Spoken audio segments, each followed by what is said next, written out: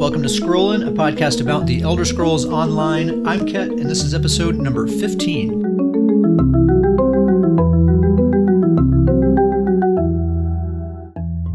And as always, I'm joined by Davius Starjumper. What's going on, dude? As always, cannot complain.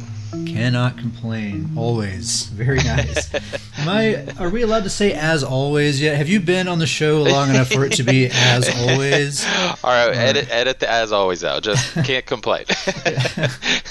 I don't know. It's as always going forward, Davius Starjumper here on the show. All right, so let's just get into things here. We have a few announcements. So number one, we have a guild hall now. We're using the Grand Sigic Villa, which is a house that I've had since Somerset. It's super huge. Davius is using his meta housing skills to get that place all fixed up. It's already starting to look pretty cool.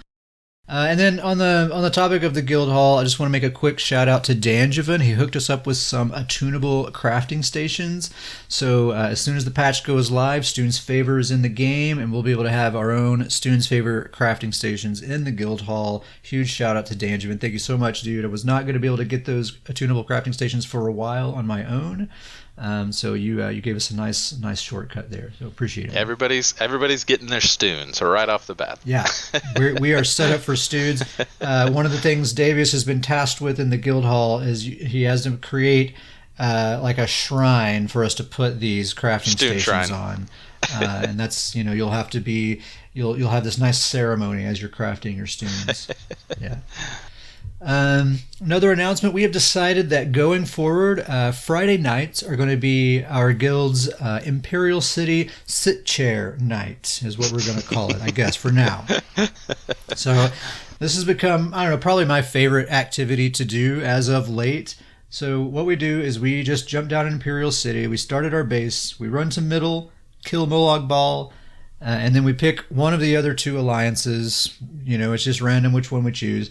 And we run all the way to their door, and then we just do a /sit chair in chat. So our characters animate, and they're just sitting there in chairs doing nothing. And our whole goal is to see how long we can sit there before a fight breaks out. And we just sit there and watch enemies just come out of their base, and they're like really startled to see us just sitting there, And usually they'll just kind of sit there and not do much until a few of their buddies show up, which is kind of the whole goal. We want to try to get a sort of an outnumbered fight situation going. So, usually by the time 5 or 6 people show up outside the door there, they kind of get emboldened enough to jump down and try to fight us. And so off we go. But, sometimes it doesn't go that way. Like there's been a few times we'll be out there and they'll all come down and sit chair with us, or we'll just start dancing and just having a good time and no one's fighting at all, And, so I feel like that's the ultimate goal is like, hey, if we can just not fight at all, that's kind of what I really want. But if a fight does break out, then hey, that's fun too. Yes, it's a win-win. Yeah, it's really fun. I really like it a lot. I thought we would start doing the gold vendor. During the announcements, we can just talk about what's going on at the gold vendor this weekend. Now this podcast goes live on Sunday, so if you're listening to it as soon as it becomes available, then you have less than a day to take advantage of this information. But hey, it's something to talk about. So at the gold vendor, we have Ring of the Noble Duelist. That's from a medium armor set. Ring of the Nightmare. It's a heavy armor set. Ring of the Weird Tree. And then another ring from Meridia's Blessed Armor. And that's probably the one that is going to be on most people's radar. That's a bind on equip item, so you can trade that or sell it to other players. And this set is kind of OP, man. So the 5-piece on this thing, when you block an attack, you have a 33% chance to blind the attacker, causing them to miss all of their attacks for 5 seconds. And this effect can occur every 10 seconds. So 1v1, you basically have a 50% uptime on this thing, and during that uptime, your attacker cannot hit you with any attacks whatsoever, or any attacks that are dodgeable, basically. So, over the course of a whole fight, your attacker is missing half, like 50% of their attacks. So pretty OP. It's only really that useful 1v1, but it can be useful in outnumbered situations as well. It's pretty cheesy, but it's also fairly popular. I don't plan on using this set at all, but I did buy a couple of these rings because I'm going to sell them on Guild Traders and probably make a decent amount of gold. So might recommend that you do the same if you're interested in such a thing. And we also have the Troll King and Alambris shoulders for sale on the Gold Vendor as well. And that is what's happening at the Gold Vendor. Anything to add, Davius? Yeah, I was just gonna say, do you want to give kind of, for all those people that aren't familiar with the Gold Vendor, do you want to kind of give them like a brief explanation of the Gold Vendor and where it's at? That's, man, I knew I brought you on the podcast for a reason. It's already paying off. Gold Vendor, if you don't know what the Gold Vendor is, every weekend, I think it goes up like late Friday night, there's a special vendor that appears in Cyrodiil at your alliance's home base. It's this Khajiit lady that's glowing, this bright gold aura. That's how you can spot her. You go talk to her, and she has these special items that she sells for either alliance points or gold. And if you're like me, you do a lot of PvP, but you don't really spend your alliance points on all that much. So I have millions and millions and millions of alliance points, and this is one of the few things to me that are really valuable that I can get for alliance points. All the rings are gold quality as well, so a lot of times what people do, if they have like an excessive amount of alliance points, they don't have anything better to do with it, even if the Gold Vendor isn't selling anything very good, you can just buy a whole bunch of gold rings and then just go decon them all for the gold mats. And that's just like a real easy way to get a bunch of gold mats. Yeah. Or like in the case of this blessed ring, it's just a valuable thing that players are willing to pay a lot of gold for. So you can make a lot of gold that way. And occasionally, you get something that you actually really want. Like they had trappings of invigoration rings a few weekends ago, and I snatched those up, and now I'm totally using them on my main character. Love the Gold Vendor. It's great. Yeah. Great thing. Yeah, I'm always excited. It's usually like midday Saturday when I remember, oh yeah, the Gold Vendor, what do they have? So yeah, check that out if you haven't yet. All right, so that's it for announcements. So let's get into the news and patch notes and that sort of stuff. So as a reminder, if you're not aware, Greymoor for PC is just a few days away. So if you're wanting to get in on those pre-order bonuses, you better do that here pretty quick because time is running out. There have been a few press releases here. One on Monday was called Battle a Monstrous Army in Kynes Aegis, Greymoor's 12-player trial. And I'll put a link to this article in the description. But basically, they're just kind of giving you some of the story setup of what's going on in the trial. They talk about how they listen to player feedback, that players wanted the trials to be more linear and give a better sense of progression. And they also wanted non-boss encounters to be more impactful as well. Yeah, I think this is actually pretty cool. I used to play WoW, and very rarely do I have good things to say about it now. But one of the good things that I do like is that the equivalent, their equivalent to a trial, is that a lot of the fights in the trial. You have to be very strategic, even if it's not a boss fight. It's just a regular mob encounter.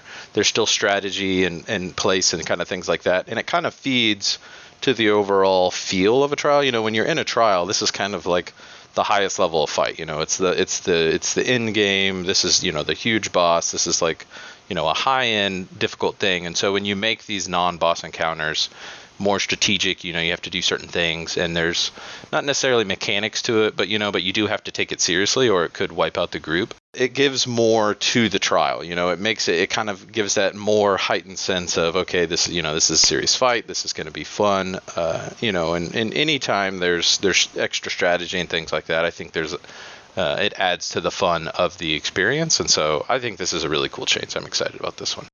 They also give us a little bit of info about kind of the sort of mechanics you can expect to find in some of the boss fights. Not a lot of details, but just kind of a general sense of what's going on in there. There's going to be 3 bosses, 3 different hard modes again, so I think it's going to be kind of like Cloud Rest and some other trials where you can do 1, 2, or all 3 bosses at the same time, and you get different achievements depending on which way you do it. They say the final boss has multiple phases with new mechanics in each one, and it's going to require a lot of communication and coordination in order to defeat it.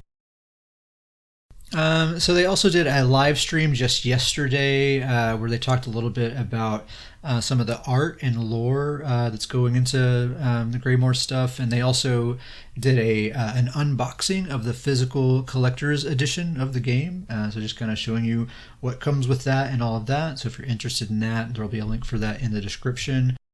I don't really care too much about the collector's edition, stuff, but I did think it was cool to hear them talk about the creative process and coming up with the artwork and talking about some of the lore surrounding this upcoming story and stuff. If you're interested in that kind of thing, I think it's worth it just for that stuff.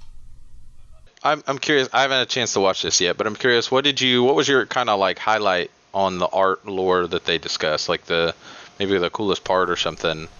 Well, one thing that's kind of stood out to me is, the on the box art of the Greymoor DLC, it's like this sort of like wolf pendant looking thing. Mm-hmm. It was kind of interesting. They didn't want to talk too much about what went into the design of that because it would be a spoiler. So apparently spoilers are contained within that little symbol that's on the box art of the Greymoor DLC. Interesting. Which is kind of interesting. Yeah. That's exciting. Yeah. That is an exciting little tidbit there. I thought it was a fairly entertaining little stream. This next thing, it's not really news, but it is sort of newsworthy, I think. So there was a yet another forum post. These things pop up almost daily. Of someone asking about grouping in Battlegrounds again. And every time these pop up, they're very popular, very, very active threads, multiple pages long. And, oops, that's my cell phone. And players on both sides of this argument, chiming in and all of that.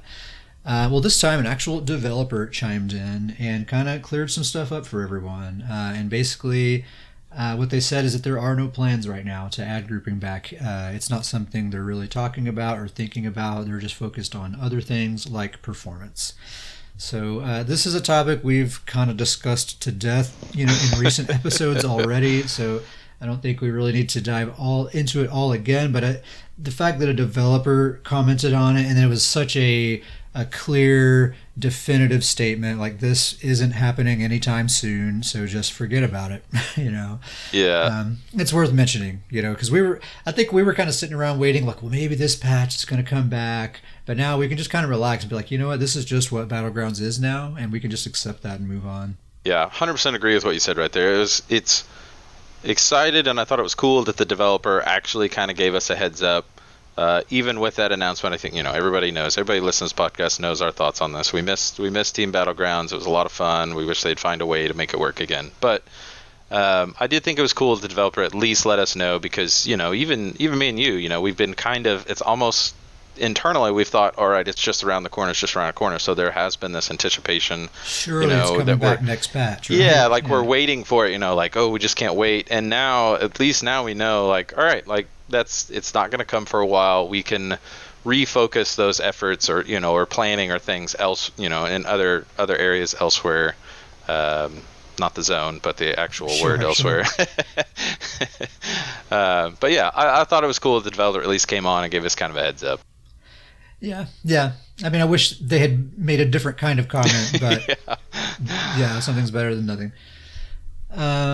All right, so that's kind of all that's going on outside of PTS. So let's talk a little bit about PTS. So this week it's PTS version 6.0.4. This is the final week of PTS. So basically everything's locked in at this point, but there often are a handful of surprises when the patch goes live. So I wouldn't be surprised if some numbers and things are different when the patch actually goes live, but overall, we're probably looking at a pretty clear picture of what the patch is going to look like.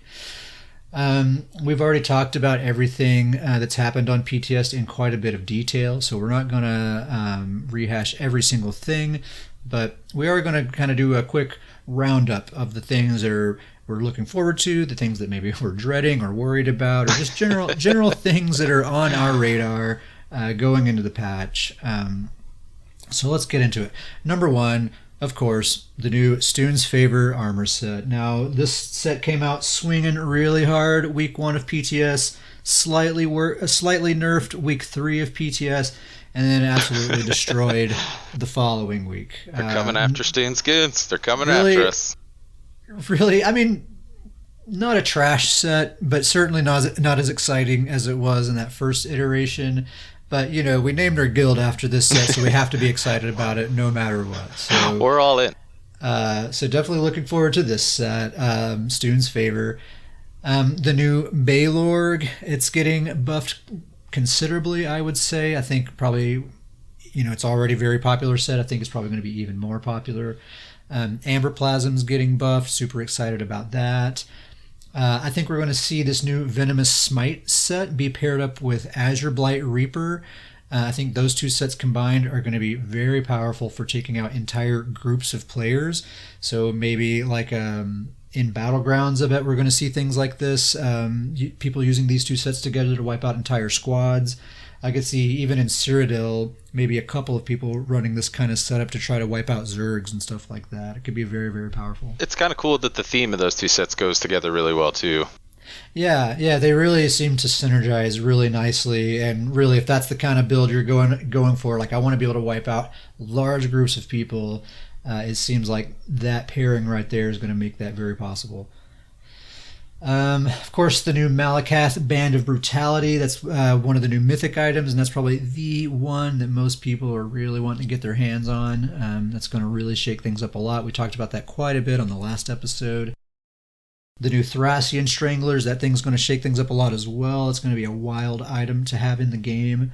I'm super excited about Ring of the Wild Hunt, the one that makes you run really fast. That's going to be awesome. I'm going to try to get that on as many stamina characters as I possibly can. The Ring of Ket is what I'm going to start calling it. Yeah, Ket's Ring. Really, all the mythic items are looking pretty sweet. Even the one that we were not super hot on week 1, the chest piece that gives you Magicka when you block. Yeah. You know, they buffed it considerably, and that thing's even looking pretty tasty now as well. Yeah, it's going to be really exciting just to get that first mythic item. I think it's. Oh, can you imagine the dopamine hit you're going to get? It's going to be awesome. It's going to be so sweet. Regardless of which one it is, you know, there's really.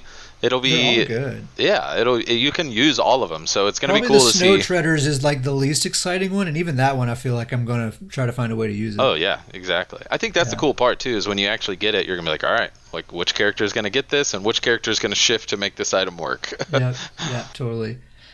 So the mythic items in general I'm excited about, just because it shakes up your build options so much. It's really going to, like, the new mythic items with the new crit resistance and all the new damage that's being added to the game, man. The meta, we've said it before, the meta is just going to be weird for a little while.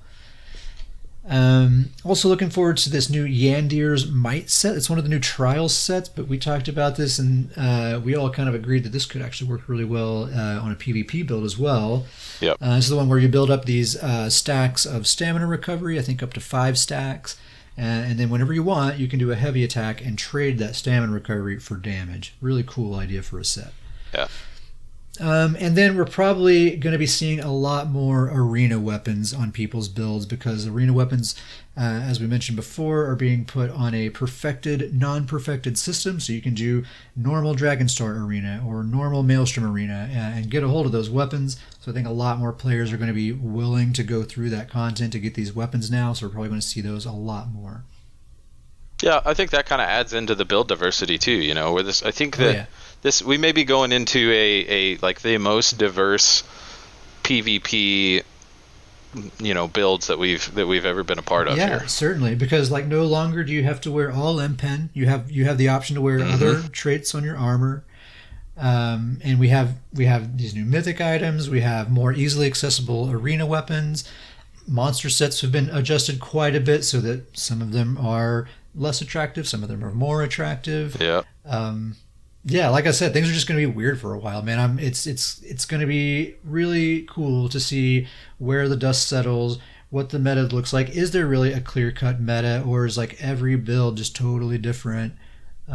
Yeah, there's some cool possibilities. I mean, and you know, like, you know, we've talked about before, but like the, you know, Bloodspawn and Troll King are both getting nerfed, and those are sets that we both use. But part of me is kind of excited about it because everybody uses Bloodspawn and Troll King, and now those will be more unique fits to builds rather than all right, my PvP build is this. I'll throw on Bloodspawn or Troll King.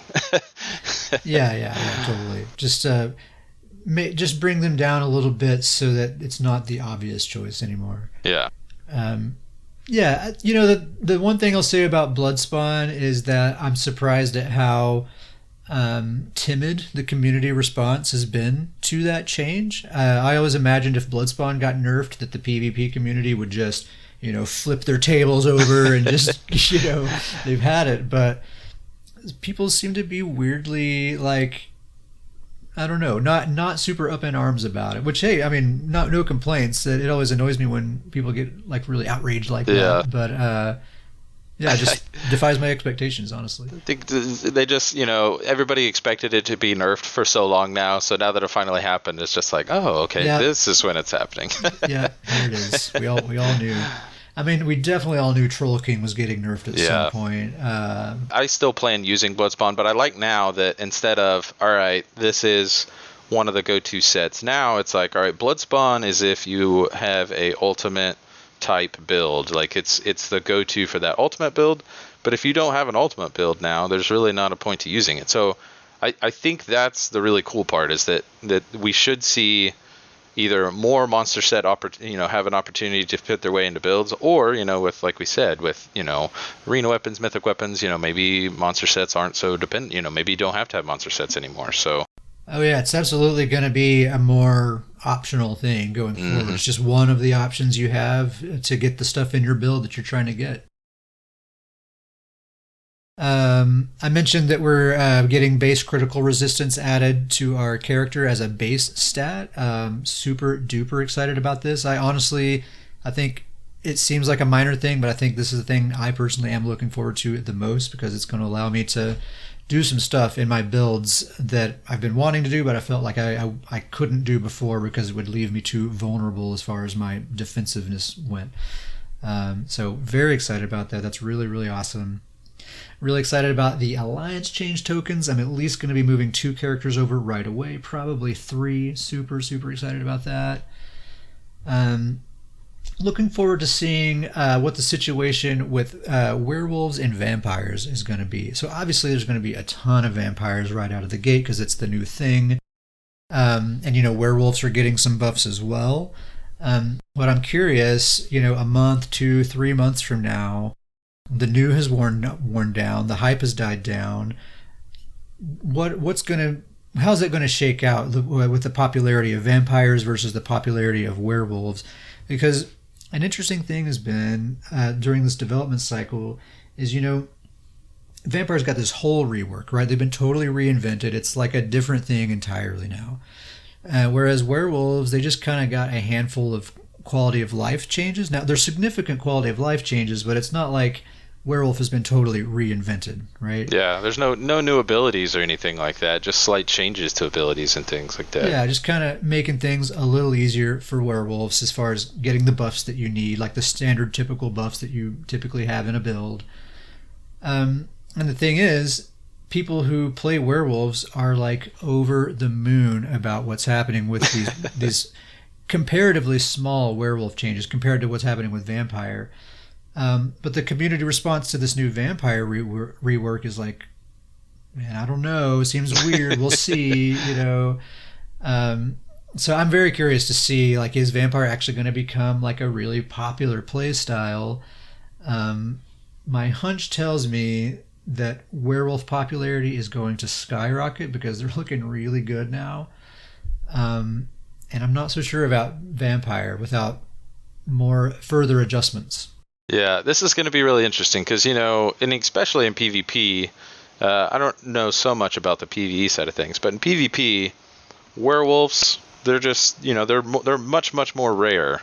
And vampires right now is that in the way that, we're on the current way of vampire, almost every Magicka user is a vampire. So you have this massive amount of vampires.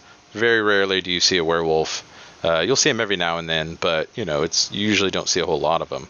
Yeah, but especially like in BGs, you hardly see them at all. Yeah. But going forward, and kind of like you said, months down the road, is this going to switch? Are we going to see werewolves all over the place just because, like you said, they got some great quality of life changes? And, as you kind of said, the vampire, the community's kind of hesitant, like how to make this work, how's it going to work? Are vampires going to become a more rare thing to see? Are those numbers kind of flip-flop? A lot of werewolves, little vampires compared to what we are right now. That's kind of my prediction, honestly. I predict that the vampire population will go down and the werewolf population will go up. Which not at first. First month or so, there's going to be vampires galore. But after the hype is all over, that's very ironic considering it's like the vampire expansion. Yeah, I mean, it could be totally wrong. It's just a prediction. I mean, once vampires actually here and these really good players get their hands on it and figure out how to make it OP and stuff, maybe we'll be totally wrong and vampire will be like everyone wants to be that. It just doesn't seem like that. What I'm reading on the page, it just doesn't look like that will be the case to me. Aside from that stuff, I really am looking forward to the new zones, the Greymoor and Blackreach zones. I'm super looking forward to just exploring all that, getting into those quests and storylines. I really, truly do enjoy doing that stuff. Finding all the new cosmetics and dyes and crafting styles and all that stuff that you tend to get in these DLCs. Just looking around, you get all this cool stuff. Mm-hmm. I mean, it's the time of Nords, so my excitement level is just through the roof. Yeah. We're all about Nords. It's the focus is Nords. I mean, just and it's a really neat thing. They talked about on that live stream last night how they wanted to simultaneously evoke a sense of nostalgia for people who have played Skyrim in the past, but also, this is a new experience. This is 800 years prior to the events of Skyrim. Mm-hmm. So, they had to kind of walk that balance of like, they want you to feel nostalgic and like kind of like you're returning home, but it also needs to be a whole new experience at the same time. And I could kind of see that, like when I logged on to PTS and just ran around for a while. I mean, you definitely feel like I'm in Skyrim now, and if you know that map from the game, then you know this map too. Yeah, and we've talked about this in the past, but the PvE team, the design team, the lore team, I have the utmost confidence in them. They have been knocking it out of the park lately. They have been doing a great job. So just the utmost confidence with them going into this. Oh yeah, this I think new expansion. Whatever opinions or expectations we have for vampire or these mythic items or whatever, like is it good, is it bad, we could debate it all. But yeah, we've said it before, the story stuff I have no doubt is going to be top notch, and I'm really looking forward to it. I was going to bring up a couple PTS quick notes. Okay. They made a mention of a fix for Thracian Stranglers that I thought was pretty hilarious. Okay. Apparently it was working with critter kills, so you could kill like squirrels or things like that. I just think that's hilarious that somebody figured that out and somebody was going and killing all these little critters, getting the stacks up, and then just going and wreaking havoc. Yeah, you just like when you accidentally ult one of the like worms or something on the ground, that gives you one of the stacks. I just, in my mind, the image is like somebody put on like a big AoE and just ran through a field, and all these little squirrels and rabbits died, and their damage just kept building and building. Just hilarious thought of that. I also found this just single line, and it was kind of all by itself in the PTS. I just started cracking up laughing when I read it. All it was is Darvasa, Thalas, and Blackreach is now wearing clothes. It was just this little single line. All but naked person hanging out, huh? There was this naked person in Blackreach, and there was all this lonely little PTS line like oops, hey guys, we forgot to give this one clothes. This one's got clothes now. So that when I was scrolling through patch notes, that would just crack me up, and it even made it funnier that it was just its own single line by itself. Yeah, it was just a little gold nugget in the patch notes. That's funny. But yeah, as we said, there's so much stuff we're looking forward to, so much anticipation. I'm really, really excited. For me personally, I'd mentioned this. Eternal Vigor is a new Overland set. That's probably the set I'm looking forward to the most. Yeah. I think this set has potential to be maybe my favorite set in the game. We've already talked about it. It pairs great with the Ancient Dragon Guard. It has very similar, but just to kind of give an overview of this set, the 2-piece is 129 Magicka recovery, 3-piece is 129 stamina recovery, 4-piece is 129 health recovery, so all the recovery. And then the 5-piece is a flat 1407 max health, which is always good.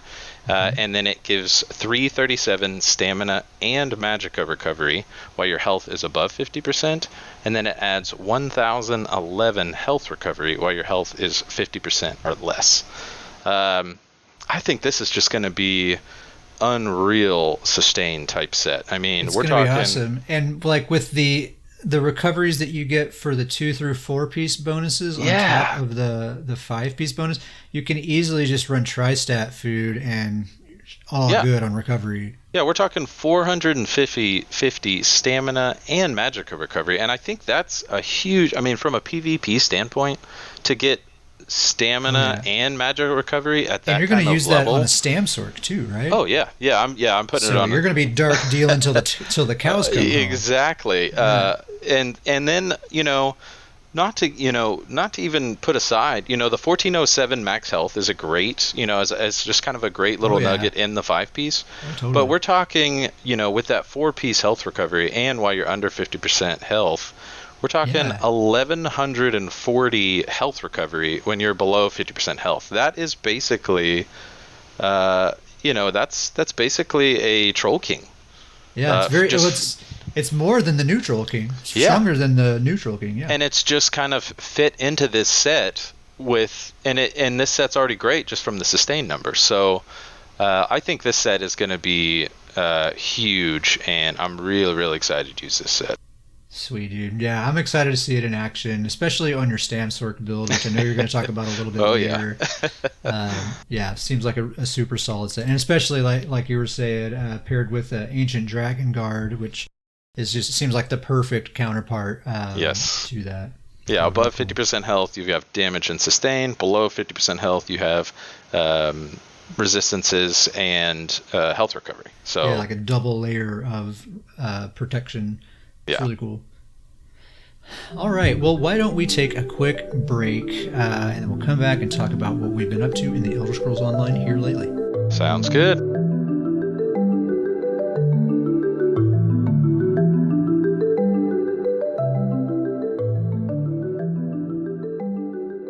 So I've just been putting the finishing touches on Old Betsy, which is my Stamina Templar, my PvP main favorite character. Love this character, and I'm really loving the way this build is coming together. So the Cyrodiil campaign ends today, so I'm going to be getting, I think, 7 uncracked, 50 transmute geodes. So I'm pumped about that. All I need to do is transmute this character's jewelry. I'm going to do 1 infused, 2 swift.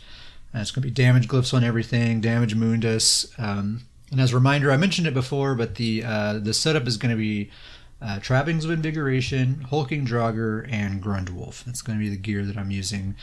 Everything's already golded out. I got tri-stats on everything. Even the jewelry is gold because I got those 2 Trappings of Invigoration rings at the gold vendor a while back.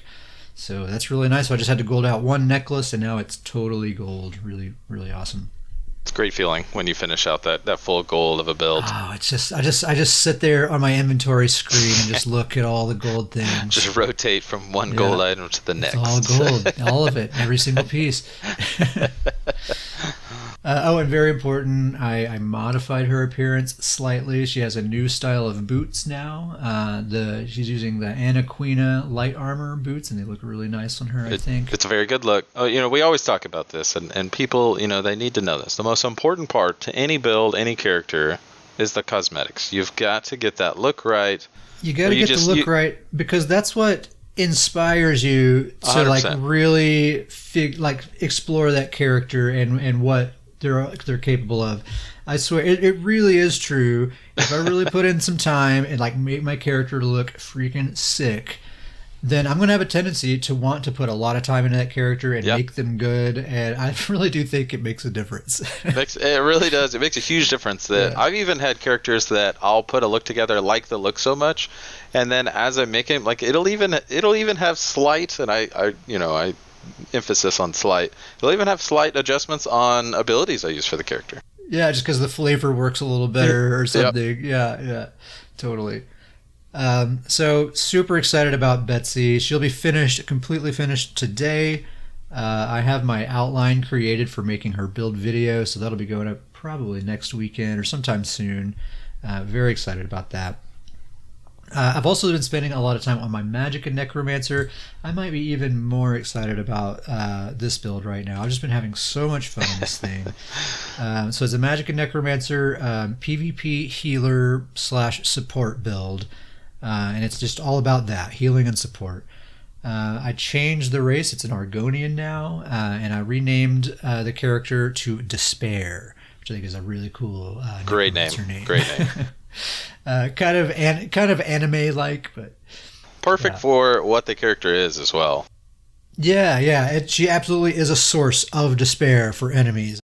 So just a quick reminder, I mentioned this I think on the last episode, but the gear is Healing Mage, aka the Mending set. So that's the one where you cast a AoE heal and then it reduces nearby enemies' weapon damage by 430. So it basically just takes away their New Moon Acolyte damage bonus. It's a huge debuff too. Yeah, just really huge. Nice. I'm using the new Critical Riposte set. That's one of the new Cyrodiil crafted sets. So basically just anyone who deals critical damage to me, they're going to get a crit debuff. And I'm using Mighty Chudan for the monster set. And basically this build is just awesome, man. It has heals, just massively huge heals. It's like I was tanking banner bosses in Imperial City, not even holding the block button. I was just standing there, and like my health bar was barely moving. Just standing straight in the AoE. The heals are off the charts. As someone who has run with this build, I can verify how awesome it is. Yeah.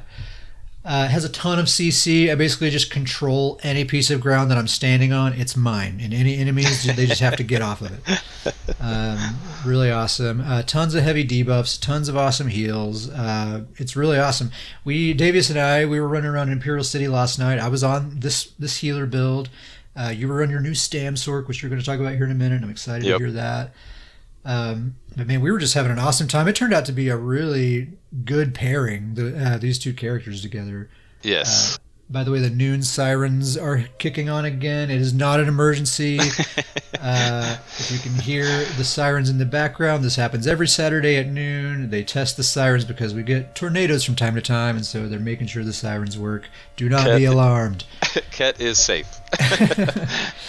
I live pretty close to one of the actual sirens, so it's pretty audible in my house. Anyway, we were running around in Imperial City. The siren throws me off, man. The siren should have been playing when we were running around Imperial City. Yeah.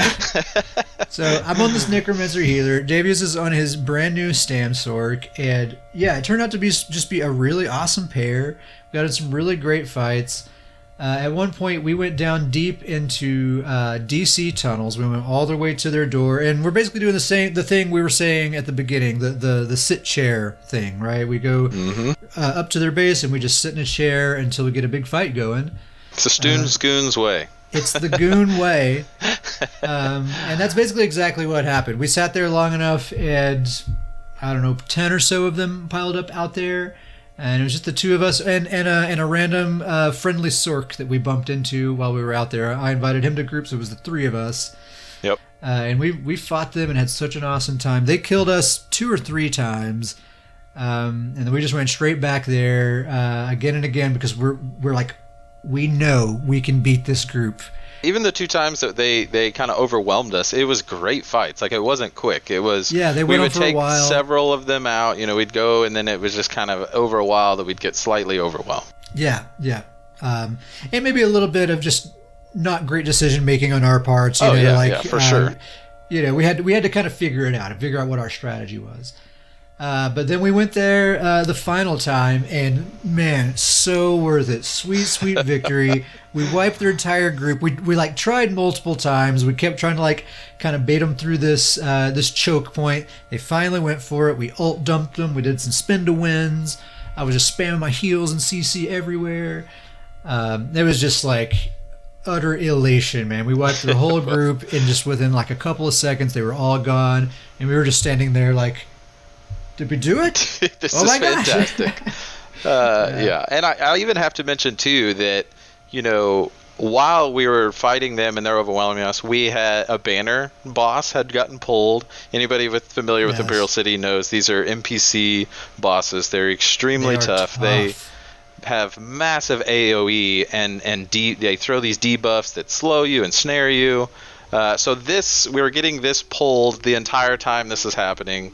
This banner's running around hitting us, and it's, for some reason, it is focused on us, and so it's hitting us. It is aggroed on us the entire time. Yeah, we kept trying to, at least hope that the aggro would bounce around between us and these DC, but never happened. It was focused on us, so the banner just kind of added to the epicness a little bit. It was frustrating fighting a banner and all of the being outnumbered by all these DC, but it's still, we were just moving quick, a lot of strategy. The fact that we lasted as long as we did with that going on we felt pretty accomplished. But with the banner, and they finally overwhelmed us. They got us, but then we got back up and we went back down there and got our revenge. And it was awesome. They had a couple of the DC lobies just got up on a perch and just did a sit chair up there and was just watching the fight happen and stuff. They were like applauding us and stuff like that. It was really they kept cool. whispering me in game, giving us kudos, and it was really cool. They were saying some real nice stuff. Great night of Imperial City. Yeah, it was. We had a really great time. It was kind of a slow start. Like, there weren't a lot of people on at first, but it definitely picked up. We got a few good fights. I recorded some of it. I put up a short little 3-minute video on YouTube, just highlighting a couple of the outnumbered situations, and we just had an awesome time. I really love Imperial City now that BG's is the thing that it is now. Imperial City is where it's at for sure. 100% agree with that. Imperial City is my favorite mode of PvP right now for sure. So that's kind of all I've been up to. So why don't we get on to Davis? I want to hear about this Stamsork because I was playing alongside this character just last night, and I know you're excited about it too. So what's going on here? So the finished idea of this, I can't actually quite finish it until Greymoor, is what I've kind of talked about. I'm really excited about that Eternal Vigor set. I'm excited about how well it works with Ancient Dragon Guards.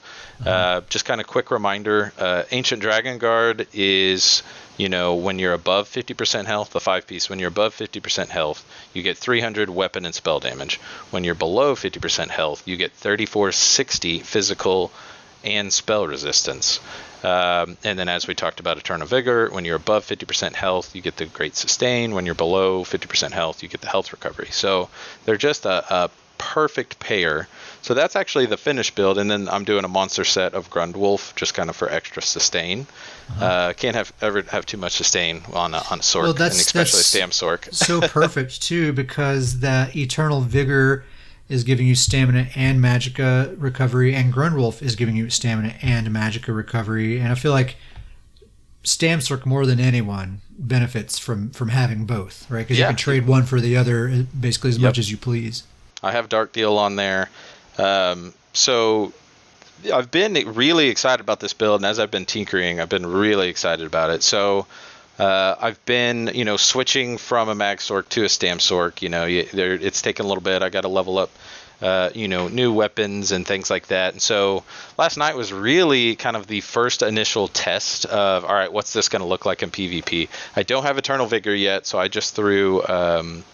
what's the name of that set I threw on there, kind of just as a placeholder? Oh, Seventh Legion, wasn't it? Seventh Legion. I threw that on there. It's also a great set. Yeah, a great set. Seventh Legion is fantastic. So I threw... It was working pretty well for you last night, actually. So I threw Seventh Legion on there in place of Eternal Vigor, just kind of as a placeholder, and just kind of did this initial, all right, what's this going to look like in PvP? And as you had mentioned, as we talked about, test run went fantastic. This character was great, just moving around, zipping in and out.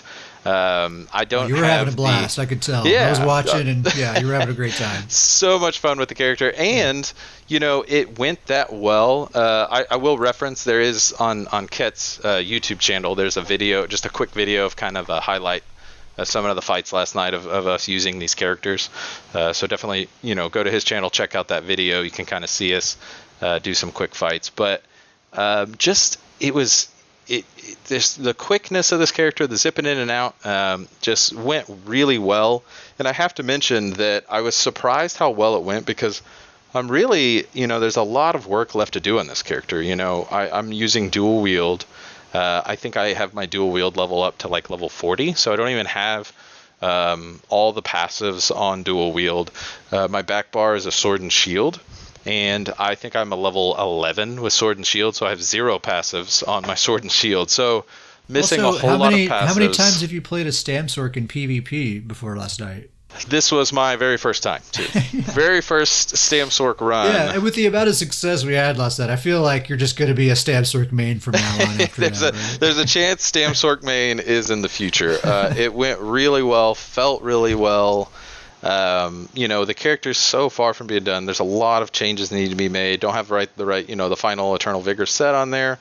Have so much leveling to do with the actual weapon skills, and on top of that, the skills themselves. I've got them morphed to what I want, but they're usually morphed to a level 1. So even that was a lot. And with all of that kind of working against me, the build still just worked out really well.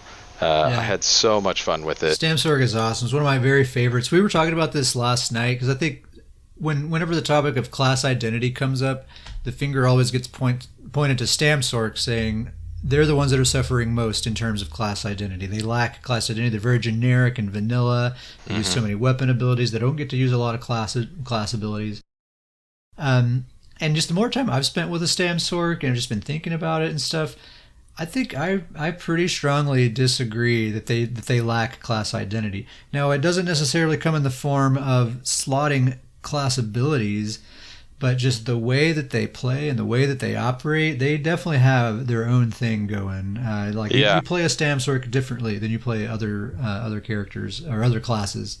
I feel like you really have to kind of play one to get that feel too, because from a distance, you're right. You look at them and you're like, man, they're kind of stacked against them. I don't know what the identity is, but when you play as one, you really do feel like, all right, this is this, warrior that is using these spells to just only make his, warrior skills more prevalent. I should also mention too that the ultimate I plan on using is Dawnbreaker. I have fighter skill level all the way up with this character, so I didn't even have my Dawnbreaker ultimate as well. That's something else that I was using the Atronach ultimate, but it was working well too. So it was this character. I just can't explain enough how well the test run went, how excited I am to finish this build out. I'm excited for you to have a Stamsork. I've been pushing this so hard for so long. It's finally so happening. long. Yeah. And ironically, the funny part about this too is that with Greymoor coming, the two builds that I've been most excited about is my vampire build and then this werewolf build that I've kind of mentioned in the past. Yes. But after last night, this Stamsork kind of maybe even have jumped up to the forefront. This was a lot of fun, and I think it's going to lead to a lot of success. Those alliance change tokens, so I can bring my Stamsork over to EP, which is where he belongs. That's right. And then, we're going to do a Stamsork duo for sure, and that's going to be super fun. I can't wait. Yes. For that. So very excited about that character. Kind of what else I've been doing, finishing Neverending Nord. This is my vampire necromancer. This one is kind of interesting. I've talked about how, just kind of a reminder for the weirdness of it is that this is a character that everything that I've built it around is it spends health as its main resource. And it's all about cost reduction, so I'm not spending so much health as to kill myself. And they've made some changes to vampires. The cost reduction isn't as big as it used to be. And so... I had mentioned the last podcast, I think that's a good thing. I do have some concerns with what it looks like in this build because the cost reduction is very important. Otherwise, I'm spending a lot of health to utilize my abilities. So, really the biggest thing with this, and we've kind of talked about this build's kind of really weird. It's probably going to require a weird play style. It's very unique. I've never done anything like this before. And so I think the biggest point is that, once Greymoor comes out, I'm really just going to have to build this, test it out, kind of just get out there and just get a feel for it and make some slight changes and things like that. There's going to be some tinkering for sure after it's all said and done. But I'm still really excited about the build. I have made some changes. As we mentioned, last week, they have kind of reduced the cost increase of non-vampire skills, and then they've reduced the cost decrease you get for stage 4 vampire. Right. And so, so it's like kind of like a good and a bad thing at the same time. Yeah. And with this build, I really am only focused on the free necromancer abilities as well as the vampire abilities. So it really kind of was a nerf for this build, at least looking at the stats. Like I said, I haven't gotten this build out there to test it, but the big part of this build with the rotation is using the rotation, and then when my health, ideally when my health gets low enough, I'll have my ult, pop my ult, which when you transform into this vampire scion, you get full health, and it gives you a huge health and resource buff. And so that cost, made that ultimate go up. I did have it down where it was pretty low, and then it went up. And so to kind of make up for that, I have switched the other set I'm using to Akaviri Dragon Guard, which, if you all aren't familiar with this set, the 2-piece is just 129 magic recovery, the 4-piece is 4% healing taken, or the 3-piece is 4% healing taken, 4-piece is 1206 max health, and then the 5-piece is it reduces the cost of your ultimate abilities by 15%. You get that ultimate cost close to back down where you had it before. Exactly. So I've kind of got that right back down to where it is. I did make another switch. I originally had this build in light armor. I actually switched it to heavy armor, which is kind of unique. But it fits in with the uniqueness of this entire build. Yeah.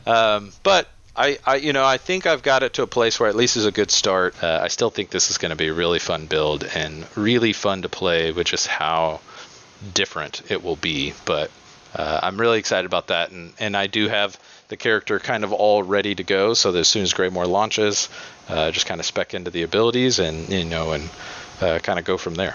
Yeah, I honestly wish there was like a spectator mode in BGs or something, because I just want to watch and just see all this crazy vampire and werewolf stuff and Thracian stranglers and I honestly just kind of want to watch things for a while and just I think it's going to be really entertaining. That's actually a really good point. That would be really cool to see. A BG spectator mode. That's a separate conversation, but that would be sweet. That would be cool. Awesome. Yeah. Just spectate when your friend's in a BG. That would be really cool. And then kind of lastly, we've been doing a lot of PvE, mainly just to grind sets for kind of builds. But, I've kind of recently discovered, so my main, Davius Starjumper, that's my main character. He's a PvP support main. He does some pretty good heals, very outside the box build, fun build.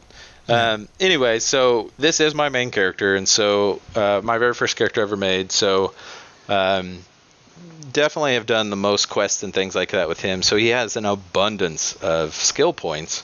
And so with us doing, dungeon runs and farming for gear and things like that, I've kind of made this secondary setup with him where he has a tank setup, but I didn't want to change any of his PvP main build. And so I had to design this tank setup without changing any attribute points or any morphs or anything like that. And so it's a magic based tank, but I've just really found out that I have a lot of fun tanking PvE content. I've never really done it before. Fun. It is really fun. I've had a similar realization because I've been playing this Necro Healer, which isn't a tank, but actually can function as a tank. It uses a frost staff. So you can taunt with a heavy attack with the frost staff, and the heals are so strong and the debuffs are so powerful. Like last night in Imperial City, I was just straight up tanking banner bosses without even holding the block button. I was just standing still in a spot and just keeping my hots up, and my health bar was barely moving, and I was standing in all that AOE and everything. You were tanking the bosses up top in the actual Imperial City as well. Yeah. I was really just kind of wanting to test the build. Like, let's see how strong these heals really are. I'm just going to stand right in all that red, and everything. And I was like, dude, I feel comfortable. You're like, yeah. Tanky character. Yeah, and there's just something really satisfying, too, about just getting right up in a boss's face and just parking it right there and be like, try to move me, buddy. Yeah. That is very true. That is very true. So yeah, that's pretty much what I have been up to this week. Nice, man. Well, cool. So I guess that's about everything. We're getting close to the end here. Before we go, I will do a couple of shout outs and emails here. So once again, we've heard from our good friend Tovarish, aka Grizzly Khan. He's one of our guild members. Last episode, we were talking about the fact that if you're a stage 4 vampire in this new patch coming up, merchants will refuse to do business with you. They just won't sell you things, and they won't buy anything from you either. And in the patch notes, they hinted that you might be able to change their mind if you're clever or something like that. And we were wondering what that means and how you could change their mind. Well, Tovarish dug up some information, and apparently you can use that new Mesmerize ability that's being given to vampires. That's their AoE stun ability.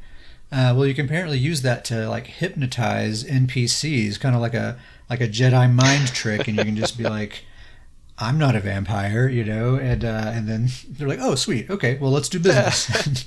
So thank you, Tovarish, aka Grizzly Khan, for clearing that up for us once again. Another shout out, I mentioned Danjavan at the beginning of the episode, but I just want to shout him out again. Thank you so much for the attunable crafting stations, man. That's going to help us out a whole lot, because it was going to be a bit of a wait before we were going to be able to get those in the guild hall. So it's super cool. Thank you so much. And then lastly, we got a pretty nice email from a player that goes by the name of Pork Body. He says, "Hey guys, I've been playing ESO since launch, but took a long break and then came back with the 1 Tamriel update." So that's right around the time I started. He says that the conversational format of the podcast is great. Please keep these going. He says that he's a delivery driver and loves listening to the podcast during the day while he works. So, man, that's so nice. So great to hear from you. And then he also had a few questions that he wanted us to answer. So question number 1, he asks, what MMORPGs have you played in the past, and what did you enjoy the most and why? Davis, I'll let you answer that one first. Yeah, okay. So I started with WoW. That was my very first MMO that I started playing.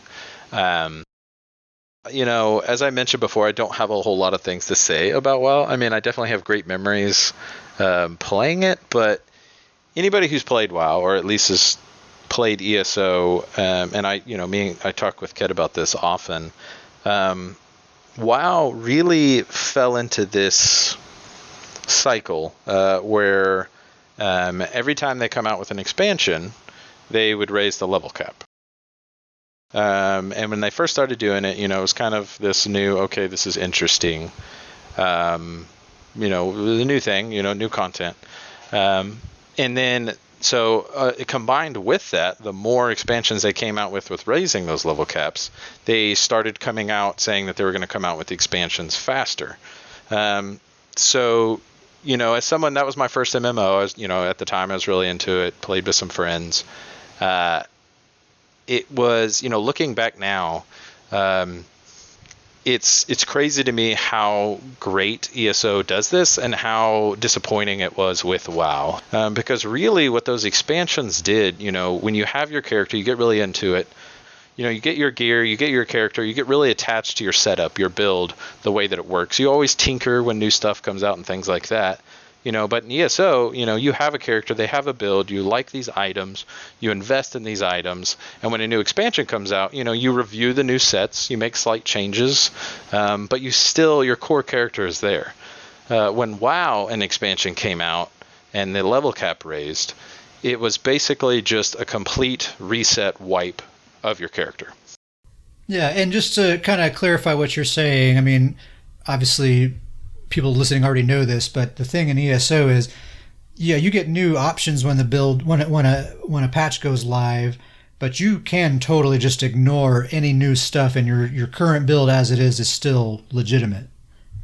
Whereas with WoW, it's your build is garbage now. Throw it away and get a new one. Yeah, and so in WoW, when that expansion happened, all your gear, all the stuff you had would just, you end up vendoring it. You would just sell it off because there's no point to it anymore. So it kind of, around that time, you had kind of started, talking to me about ESO. This was around when Tamriel. And so I had switched over to ESO. And really, I've loved ESO as an MMO, but really I think what kind of just sold me on that is that this is my MMO going forward. I'm all in. I'm sold on it. Was I had taken probably like a year-long break from ESO. And I had done this when I had played WoW too. But when I had taken, extended breaks in WoW, when I came back, it was almost like starting the game all over again. I was way out of date. I was way under level. I didn't have any gear. I couldn't compete with the high end. And then when I took that break from ESO and I came back, it was so just everything still works. It was so right? Your gear's still good. It was so eye-opening to me that I came in. I had so much content to do, so much new stuff I could do, but my character was still very good, still high. I could still compete. I didn't have to go in and gain any new levels. I didn't have to go find all this new gear. My character kind of still held his place. It was so... There might have been some room to optimize with how things have changed, but the build was still essentially fine. Yeah, I still have that gear before I took that break. I still have that in my, in my bank, and I still have those sets, and I still use those from time to time. It was so incredibly rewarding to me when I came back. It was kind of this realization, what a great job they've done with the design of this game. So yeah, the only other MMO I've ever played was I have played the Final Fantasy, and I have a semi-high level on that. Once again, it's very similar to WoW. I had quit that one because it was the same thing. They release expansions, they raise the level cap. You got to find all new gear. I just really do not like that model. I like how ESO rewards your status as a high level character. Well, ESO is my very first MMORPG of any kind, and I didn't really even know. I knew that this game was called an MMORPG. I knew that that's like the genre or whatever, but I didn't know really what that meant at the time. I just wanted an open world game set in the Skyrim, whatever universe Skyrim was in, because I liked Skyrim at the time. So that's, and that's basically, I remember even Googling, how can I hide other players? I just wanted it to be a single player game. And honestly, I feel like I am the exact target person for ESO. I feel like ESO is an elaborately designed trap for me specifically. They lure me in with the lore and the open world and the questing stuff. That's what I came here for. And then there's all these little things to keep you here once you're in here. So I was a total noob, man. I remember when I realized that I stopped getting gear that was at my level, right? I noticed that the gear stopped matching my level after CP 160, and I was like, what's that about? Is there a bug or something happening here? So I ended up Googling that, discovering that there's this thing called a gear cap.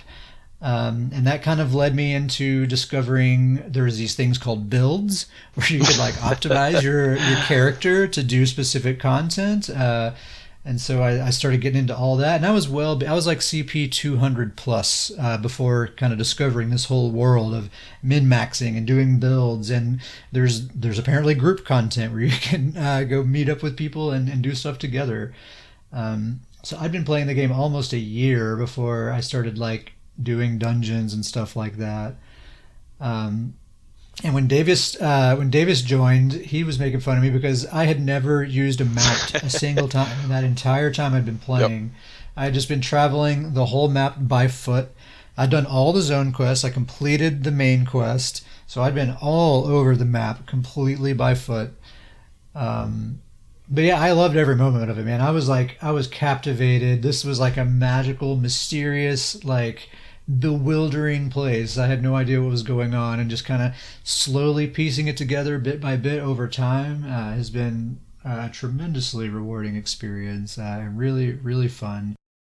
I missed that first playthrough though. I know that I'll never get that back. Killing a troll and getting oh, this dagger's got a shock glyph on it. Holy crap. heck yeah, dude, this is so much better than the one that I have. It doesn't have a glyph at all.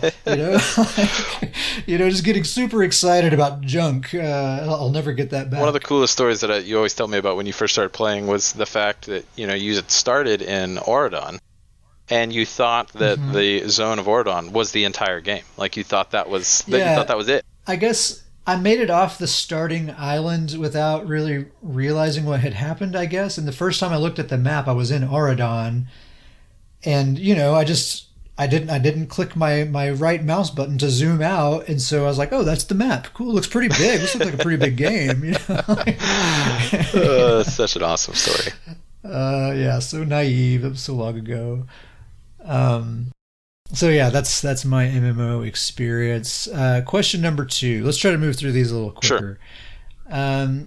He asks, do you think introducing a new open world PvP zone in the game would be good or interesting? Something different from Cyrodiil, he says, kind of like Stranglehorn Vale in WoW, which I don't know what that is. This is my personal opinion. I think Cyrodiil is a phenomenal design and an idea. They've done such an amazing job to really feel like you're in this real battlefield, this real war. They've got sieges and they've got keeps. You've got all these people. It's this massive zone. Everybody's hopping on mounts and going over these hills and running to the battles, and it really feels like a war.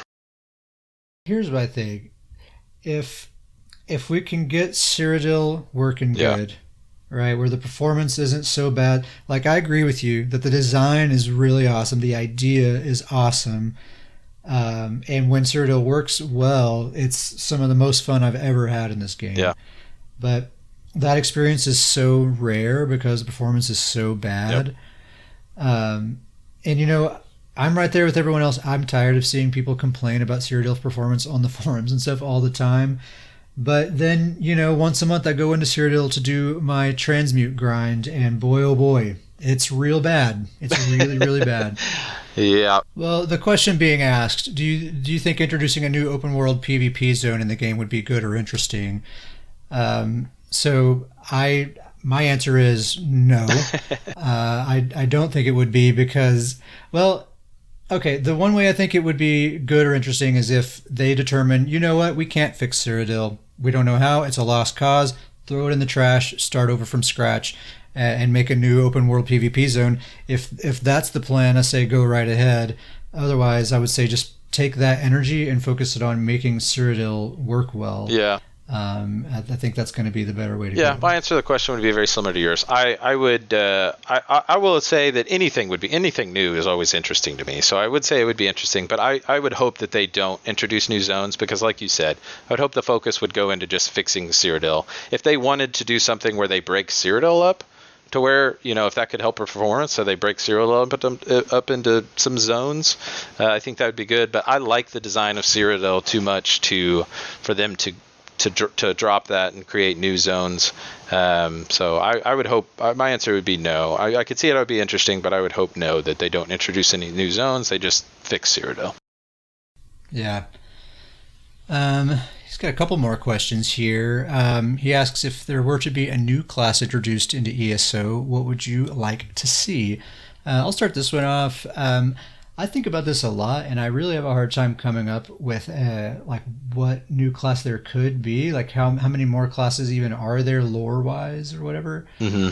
But I would like to see some sort of unarmed thing. I don't know if it'd be a whole new class or just a special skill line or something, but I'd like to see some sort of way to make a build where you have no weapons equipped. Like maybe there's a skill line where you get a bunch of really powerful passives only when you don't have weapons equipped, and if you do equip a weapon, that they go away, or something like that. I'd like to see something kind of like that. I don't really have any ideas for specific classes. Do you? Yeah, I mean, kind of what you're saying kind of reminds me of some sort of like martial arts monk type of class. I think that there's definitely potential for there. I think you could probably make a class out of that instead of a skill line. I mean, a skill line would be cool as well, but I think there's a type for a martial arts / monk type class.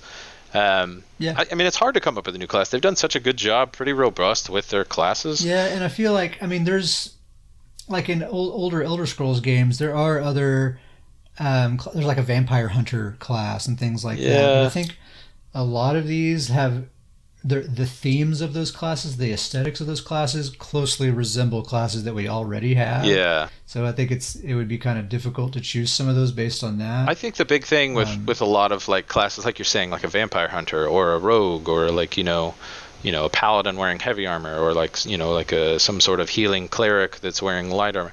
I think that they kind of cover it because any of the existing classes, you can choose if you want them in heavy, medium, or light armor. So you can kind of theme an existing class to fit a lot of different classes. Yeah, seems like a lot of those bases are kind of covered. And now with Necromancer, I feel like that was the last obvious one, and now that that's here, some sort of like monk or like unarmed situation, whether it's a class or some other way. That's really what I want to see. Yeah, that would be really cool. And then last question from Pork Body here. Do you think introducing either an arena or maybe a ranked BG system in the game would be fun, good, bad, etc.? So I think a ranked BG system would be cool if the player population can support it, if the queue times wouldn't be outrageous. I think that would be great. I think it would be great to have, I don't know if it would be ranked or unranked, but it would be cool to have 2 different Battlegrounds queues. One that's basically currently how it is, where you can only queue up solo and nothing else.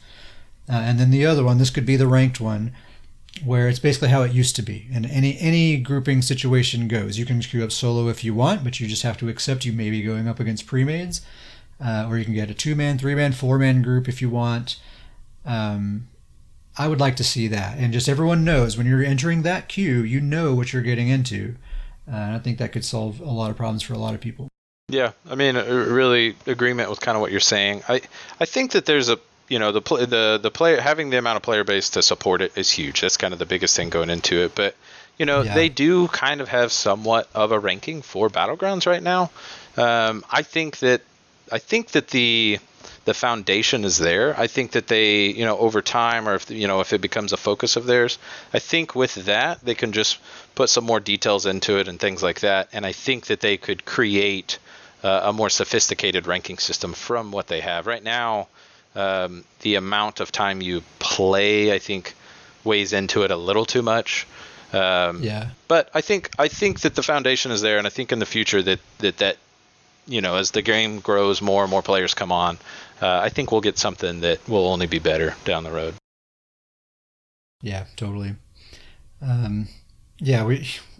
We talk about Battlegrounds a lot and how we want the groupings to come back one way or another. Like we said earlier, there was a developer comment saying, hey, not happening anytime soon, so we can just kind of forget about it for now. But it would be sweet to have some sort of second queue option if the number of players queuing up can support it. Yeah, that's the kind of the unknown thing there. Yep.